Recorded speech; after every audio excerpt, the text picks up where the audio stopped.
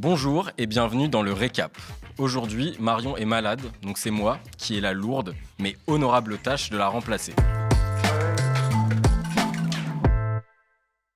Nous sommes le lundi 26 janvier et on commence la semaine avec une énième affaire de violence policière. Cette fois-ci, ce n'est pas en France mais aux États-Unis.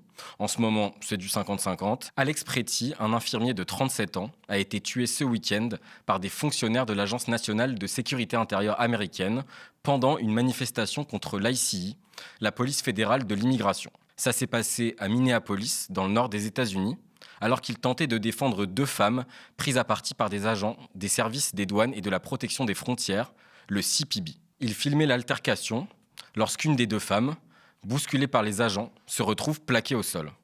À ce moment, Alex Pretty décide de s'interposer pour la protéger.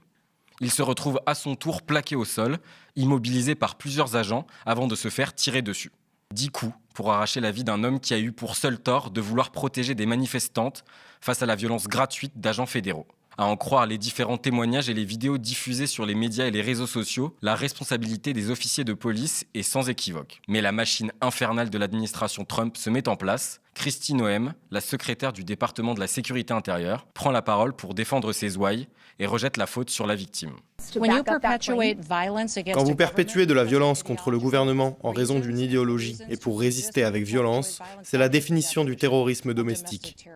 Cet individu qui est arrivé avec une arme et des munitions pour arrêter une opération fédérale de maintien de l'ordre par des officiers fédéraux a commis un acte de terrorisme domestique. Alex Pretty était armé et il allait se servir de son pistolet contre les officiers du CPB. Sa mort est donc justifiée. C'était de la légitime défense. Pourtant, on peut voir sur une vidéo publiée et analysée par le Washington Post que l'arme portée par Alex Pretty lui a été confisquée avant même que les officiers n'ouvrent le feu. Alors faisons l'effort de qualifier la mort d'Alex Pretty pour ce qu'elle est, une exécution sommaire que l'administration américaine d'extrême droite a tenté de maquiller en acte de légitime défense. Il s'est d'ailleurs produit la même chose le 7 janvier dernier, après l'assassinat de Renee Good par l'ICE pendant une manifestation. Cette Américaine de 37 ans était abattue par 3 balles au volant de sa voiture. La légitime défense invoquée. Une personne tuée au volant de sa voiture. Ça vous rappelle quelque chose? Au hasard, la mort de Nahel Merzouk en France. La criminalisation des victimes de violences policières n'est pas l'apanage de nos voisins outre-Atlantique. En France aussi, nous sommes spécialistes de cette discipline. D'ailleurs, la semaine dernière, une proposition de loi portée par la droite était débattue à l'Assemblée nationale pendant la niche parlementaire du groupe Les Républicains. Soutenue par le ministre de l'Intérieur Laurent Nunez, elle devait, je cite, reconnaître une présomption de légitime défense pour les forces de l'ordre dans l'exercice de leurs fonctions. Pour faire court, cette loi prévoit une inversion de la charge de la preuve en cas d'utilisation de son arme par un fonctionnaire dépositaire de l'autorité publique. Je crois qu'aujourd'hui, on a encore des cas où effectivement nos policiers ne sont pas assez protégés par la loi. Il y a toujours eu effectivement un certain nombre de droits octroyés heureusement pour nos forces de sécurité pour assurer notre sécurité, une autorité qui leur est accordée. Donc il y a pas de, ça a toujours été ainsi, c'est normal. Ils représentent la force publique, donc il faut qu'ils aient des moyens, bien sûr juridiques, pour exercer leur mission. Donc, donner plus d'opportunités aux forces de l'ordre pour commettre des violences policières en toute impunité. C'est vrai que jusqu'ici, ça avait l'air compliqué. Actuellement, l'utilisation d'une arme par un officier de police ou de gendarmerie dans le cadre d'une opération doit être justifiée. La proposition de loi débattue la semaine dernière garantit au contraire d'office le bien fondé de son emploi. Heureusement, elle n'a pas été adoptée. Ouf. Ce n'est pas à cause d'une soudaine prise de conscience du permis de tuer que pourrait conférer ce texte aux services de police et de gendarmerie, mais simplement car les débats ont été retardés jusqu'à la fin de la niche parlementaire. Mais bon, dans la France à Macron, toutes les victoires sont bonnes à prendre. Car on a beau jeu de s'indigner de la violence policière et du racisme aux États-Unis, mais chez nous aussi, les mêmes ressorts sont à l'œuvre. Il suffit de s'attarder un peu sur la situation actuelle dans l'Amérique de Trump.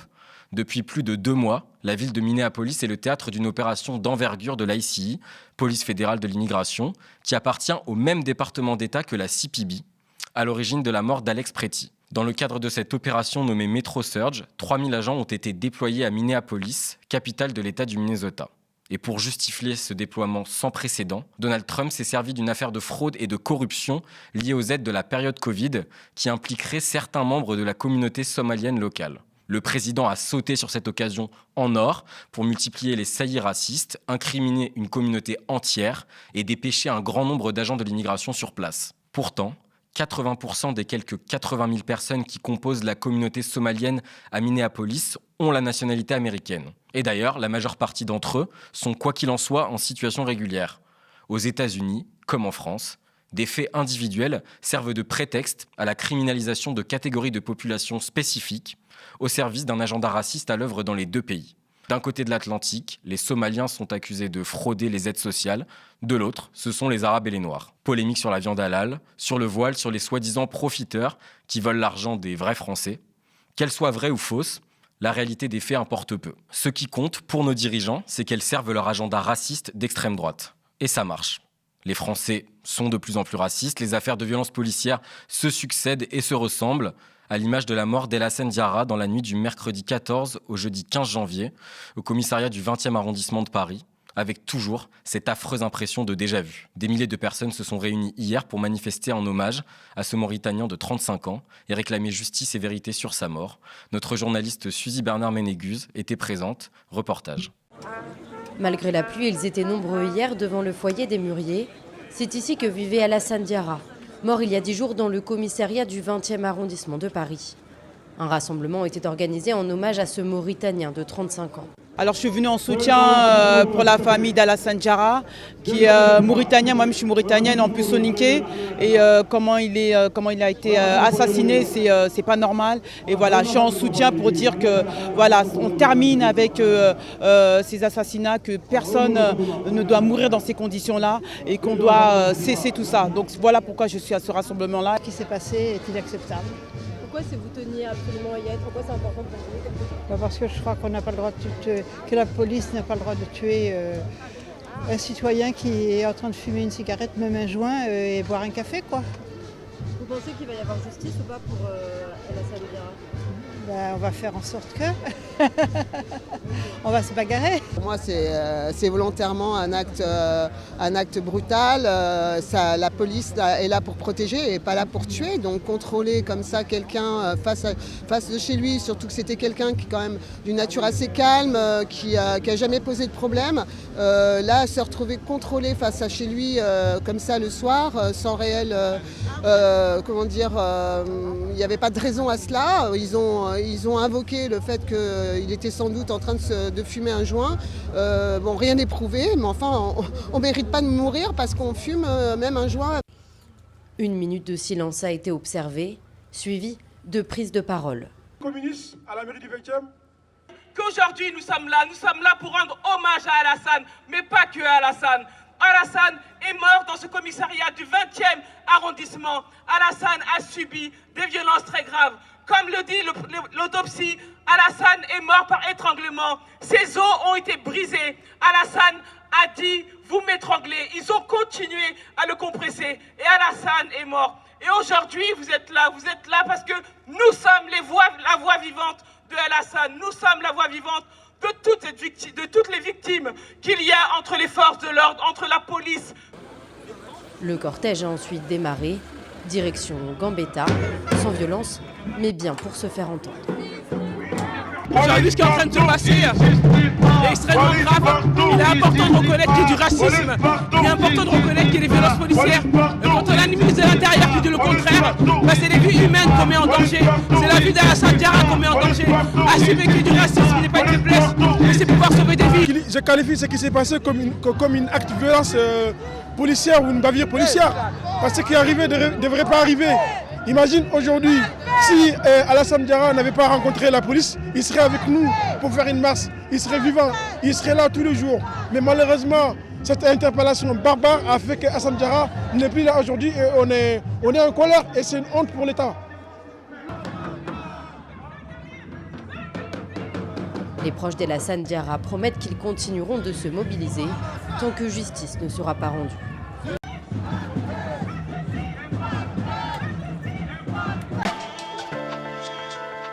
La proposition de loi pour lutter contre les formes renouvelées d'antisémitisme est débattue au sein de l'Assemblée nationale. On vous en parlait dans le récap la semaine dernière. Portée par la députée Renaissance Caroline Yadan, la loi est présentée comme une réponse à la montée de l'antisémitisme.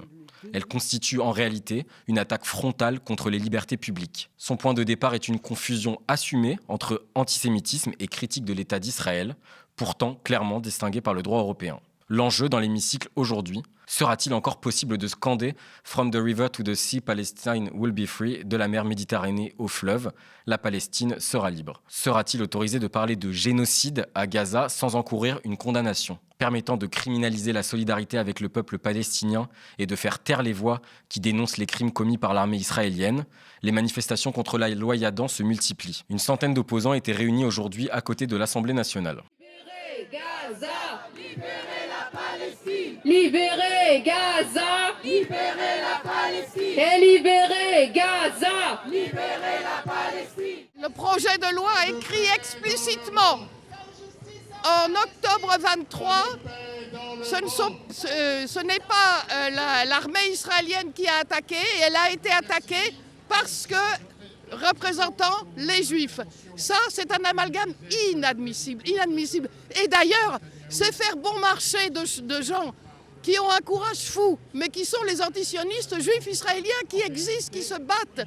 Et on s'assoit sur leur lutte pour essayer de faire croire que ce sont les Juifs qui sont attaqués. Pas du tout. Ce qui est attaqué, c'est l'idée même d'un État ethnique, d'un État raciste, d'un État d'apartheid. Il n'a pas sa place dans le concert des nations. Elle fait croire que tous les Juifs du monde soutiennent la politique d'Israël. Et ça, c'est très grave. Parce que la politique d'Israël, c'est le génocide, c'est la colonisation à outrance, c'est le racisme. Alors, si tous les Juifs soutiennent ça, je veux dire que ça amène une détestation des Juifs. Et c'est les mêmes gens qui luttent contre l'antisémitisme. En vérité, ce sont les fourriers de l'antisémitisme. Et c'est très grave. Assez de soutien au terrorisme israélien. Ce que fait actuellement le gouvernement israélien, c'est pas un hasard, c'est dans le projet sioniste depuis le départ. Le projet sioniste est un projet colonial et même Herzl le dit noir sur blanc. Mon projet est un projet colonial. Et ça, les députés qui ont déposé cette ordure de loi, ils veulent pas le voir. Ils veulent croire que quand on attaque les soldats israéliens, on attaque les Juifs. Je dis l'inverse. C'est le gouvernement fasciste, génocidaire d'Israël qui met en danger l'ensemble des Juifs. Chrétiens et musulmans, Juifs et athées, tous solidaires contre les tortionnaires. Le texte initial durcit lourdement le droit pénal, extension vague de l'apologie du terrorisme, création d'un délit de négation d'un État, restrictions accrues autour des comparaisons historiques liées à la Shoah. Journalistes, chercheurs, militants et universitaires pourraient être poursuivis pour leurs analyses ou leurs prises de position politiques. Fait notable, même le Conseil d'État alerte sur les risques constitutionnels et l'atteinte disproportionnée à la liberté d'expression. Cette loi ne combattra pas l'antisémitisme, elle servira surtout à sanctuariser l'État d'Israël et à museler toute critique de sa politique au mépris de l'État de droit. Près d'une agence immobilière sur 2 accepte ou facilite une discrimination raciale dans l'accès au logement. C'est le résultat du rapport édifiant d'SOS Racisme dévoilé hier auprès du Parisien et de l'AFP. L'association a mené un testing auprès de 198 agences immobilières. Près d'une sur 2 accepte les consignes racistes de propriétaires en violation directe de la loi. Tri des dossiers selon l'origine, filtrage informel, refus non justifié, les pratiques discriminatoires restent systémiques et banalisées malgré un cadre légal clair. SOS Racisme s'est fait passer pour des propriétaires de biens immobiliers mettant un bien en location à condition que l'agence sollicitée envoie des profits de type européen afin d'éviter, selon eux, des problèmes de voisinage. Sur les 198 testés, 48 ont accepté directement de discriminer en sélectionnant les locataires sur la base d'un critère racial. 48 autres ont refusé de le faire elles-mêmes, mais ont permis ou encouragé que le propriétaire réalise cette sélection discriminatoire. Aurore Berger, la ministre chargée de la lutte contre les discriminations, a annoncé une formation obligatoire pour les agents, les règles pour ne pas être raciste et ne pas préférer un dossier à un autre en raison de l'origine ou de l'ethnie sont pourtant déjà claires. En pratique, les condamnations pour discrimination au logement demeurent très rares. La difficulté à apporter des preuves et la crainte de représailles dissuadent la majorité des victimes. C'est la 3e campagne de testing menée par SOS Racisme sur le sujet, après de précédentes enquêtes en 2019 et 2022. Et la situation ne s'est pas améliorée. En 2022, sur 36 agences, 48,5% acceptaient ou facilitaient les demandes discriminatoires. Le gouvernement a également annoncé lancer un grand testing sur le marché de l'emploi. Nicolas Sarkozy veut échapper au port du bracelet électronique. L'ancien président de la République a été condamné définitivement fin novembre 2025 dans l'affaire Big Malion. Le multicondamné a saisi la justice pour échapper à l'exécution de sa peine, très probablement sous forme de bracelet électronique, nous révèle France Info. Le 26 novembre 2025, la Cour de cassation rendait définitive la peine de 6 mois de prison dans l'affaire Big Malion, dite aussi affaire des comptes de campagne de 2012, pour le financement illégal de sa campagne présidentielle perdue. Sauf que ce sont loin d'être les premiers démêlés avec la justice de l'ancien président. Les conseils de Nicolas Sarkozy ont demandé une confusion de peine avec celle prononcée dans le dossier dit des écoutes. Dans cette affaire, Sarkozy a été condamné définitivement à 1 an de prison ferme et avait porté un bracelet électronique pendant un peu plus de 3 mois, de février à mai 2025, avant d'être mis en libération conditionnelle.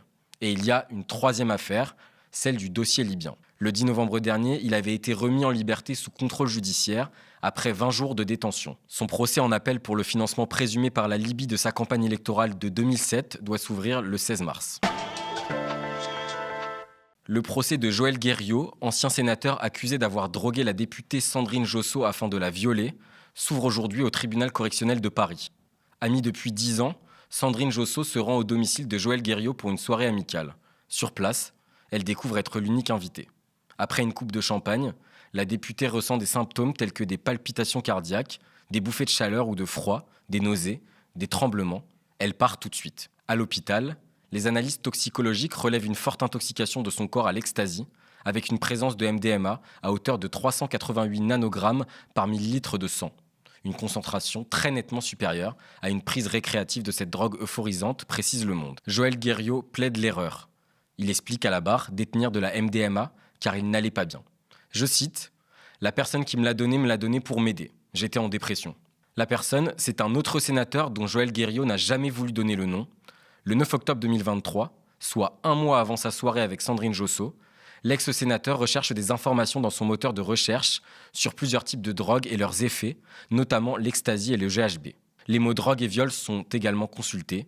Lors de l'enquête, une ancienne collaboratrice de Joël Guerriau a contacté les policiers et a affirmé avoir été elle aussi victime de Joël Guerriau. Elle expliquait s'être réveillée dans le lit de l'ancien sénateur avec son t-shirt, mais ne pas se souvenir de la soirée. C'était en 2022. Cette femme n'a jamais répondu aux convocations des enquêteurs. Joël Guerriau, de son côté, nie tout caractère sexuel. Les juges d'instruction ont estimé que le cadre à tout le moins intimiste du tête-à-tête et ses recherches sur Internet étaient suffisants pour qu'il soit jugé de ce chef devant le tribunal. La soumission chimique est un vrai fléau dans les violences sexistes et sexuelles. Les agressions et viols en politique ont longtemps été tabous et le sont encore, tant la pression et l'omerta y règnent. L'ancien parlementaire, qui a démissionné le 5 octobre du Palais du Luxembourg, encourt 5 ans d'emprisonnement. En Syrie, l'ONU envoie de l'aide vers une ville à majorité kurde cernée par l'armée. Un corridor humanitaire a été ouvert vers Kobané, ville à majorité kurde du nord de la Syrie cernée par l'armée, où un premier convoi de l'ONU est arrivé dimanche pour fournir une aide vitale aux déplacés ayant fui les affrontements. Un cessez-le-feu entre Damas et les forces kurdes a été prolongé de 15 jours. Les forces kurdes ont dû céder des pans entiers de territoire aux troupes gouvernementales décidées à s'emparer des terres. Les deux parties se sont mutuellement accusées de violation de la trêve. Des affrontements violents ont eu lieu tôt lundi entre les forces démocratiques syriennes, les FDS, dominées par les Kurdes, et des factions affiliées à Damas qui attaquent au sol et à l'artillerie, affirment les FDS.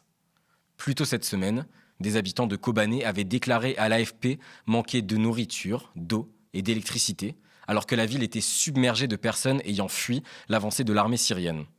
Pour rappel, Kobané, dans l'extrême nord-est de la Syrie, est entourée par les forces gouvernementales et bordée par la frontière turque au nord. Les forces kurdes ont accusé l'armée syrienne d'y imposer un siège. La ville, que les forces kurdes avaient libérée d'un long siège du groupe État islamique en 2015, était devenue un symbole en tant que première grande victoire contre les djihadistes. Le pouvoir islamiste de Damas réclame la dissolution des FDS, tandis que Washington estime que leur mission initiale de lutte contre les djihadistes n'a plus de raison d'être, avec l'émergence d'un État central fort et soutenu par les États-Unis à Damas. La trêve entre Damas et les FDS s'inscrit dans le cadre d'un accord plus large qui vise à intégrer les institutions civiles et militaires kurdes à l'État. Cet accord, pour lequel les Kurdes syriens doivent présenter un plan d'application, porte un coup aux espoirs d'autonomie de cette minorité qui avait instauré une zone autonome dans le nord et le nord-est durant la guerre civile entre 2011 et 2024. Merci d'avoir regardé cette nouvelle édition du Récap. N'hésitez pas à nous laisser vos impressions en commentaire si vous nous regardez sur YouTube ou via email si vous nous regardez à la télé. Et n'oubliez pas que l'indépendance a un coût, alors si vous avez envie de nous donner un précieux coup de pouce, n'hésitez pas à vous abonner aux médias ou à faire un don défiscalisable sur notre site internet. Vous pouvez aussi parler de nous autour de vous et nous suivre sur les réseaux sociaux. D'ailleurs, en attendant la TNT, retrouvez-nous sur nos 2 chaînes YouTube, Le Média et Le Média 24/7 pour ne rien rater de nos programmes. Très bonne soirée sur Le Média.